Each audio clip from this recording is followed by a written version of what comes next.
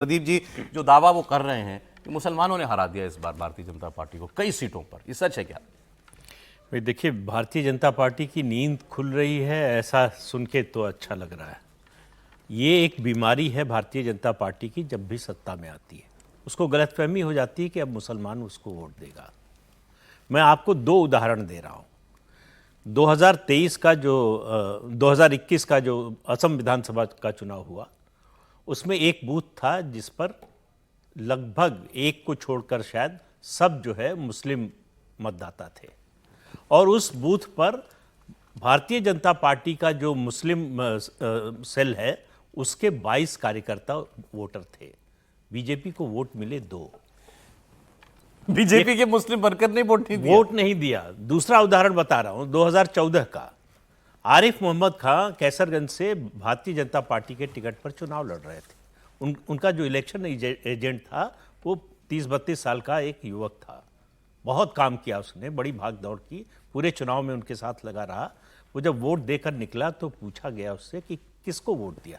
उसने कहा कैसी बात कर रहे हैं, कैसा सवाल कर रहे हैं, आरिफ भाई के साथ काम कर रहा हूँ, रात दिन लगा हूँ, वोट किसको दूंगा। कहा गया कि ना ना सही सही बताओ। तो हंसने लगा, बोला देखिए मैं वोट देने तो आरिफ भाई को ही गया था, लेकिन जब अंदर गया बूथ में मशीन देखा तो मुझसे कमल का बटन दबाया नहीं गया, साइकिल का बटन दबा दिया। अब ये सब जानते हुए भी अगर भारतीय जनता पार्टी को ये गलतफहमी है, ये वोट जिहाद आज का नहीं है, जब से जनसंघ बनी, जब से बीजेपी बनी तब से है कि वो देखिए अलग अलग सामाजिक समूह, जैसे यादव है वो समाजवादी पार्टी का उत्तर प्रदेश में समर्थक है, बिहार में जो है आरजेडी का समर्थक है, उसमें कोई बुराई नहीं है।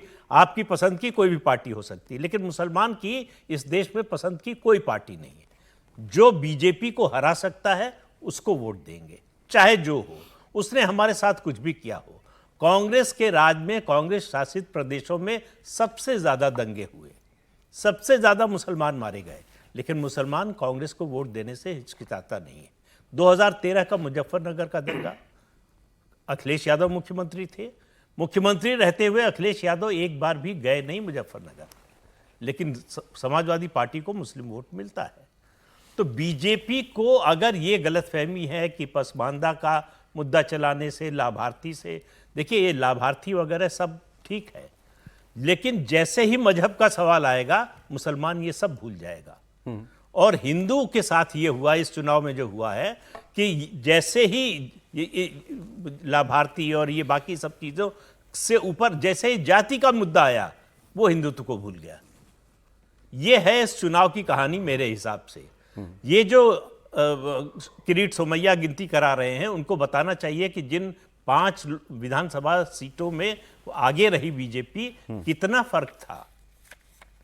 आखिर जिन हिंदुओं ने, जब वो कह रहे हैं कि उसमें हिंदू बहुसंख्यक थे इसलिए हम आगे थे, तो उसमें से कितनों ने जो है कांग्रेस पार्टी को वोट दिया या उनके विरोधियों को वोट दिया।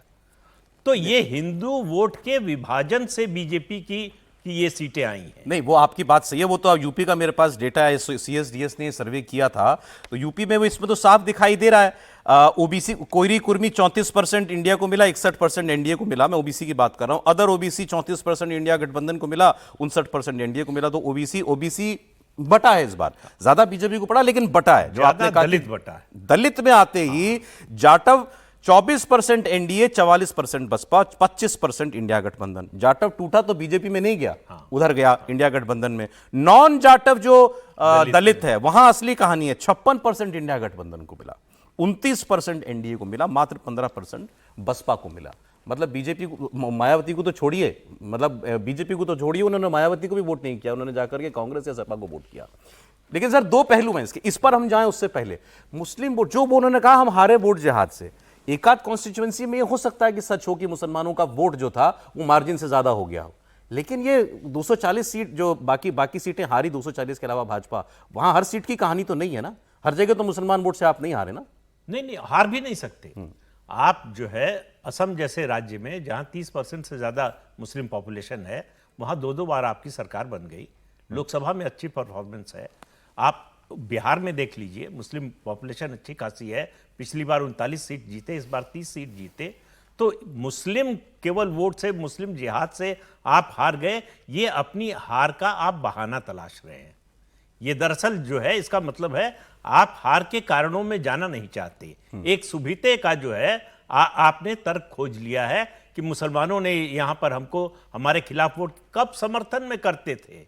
सवाल इस बात का है, चुनाव दर चुनाव आप आंकड़े उठाकर देखिए, मुसलमान हमेशा जो है वो नहीं, वो शायद ये कहना चाह रहे हैं कि कई बार पहले मुस्लिम वोट बट जाया करता था, इस बार एक मुश्त पड़ा उसी आदमी को जो बीजेपी के सामने मेन कंटेंडर था। क्योंकि सामने दो गठबंधन थे।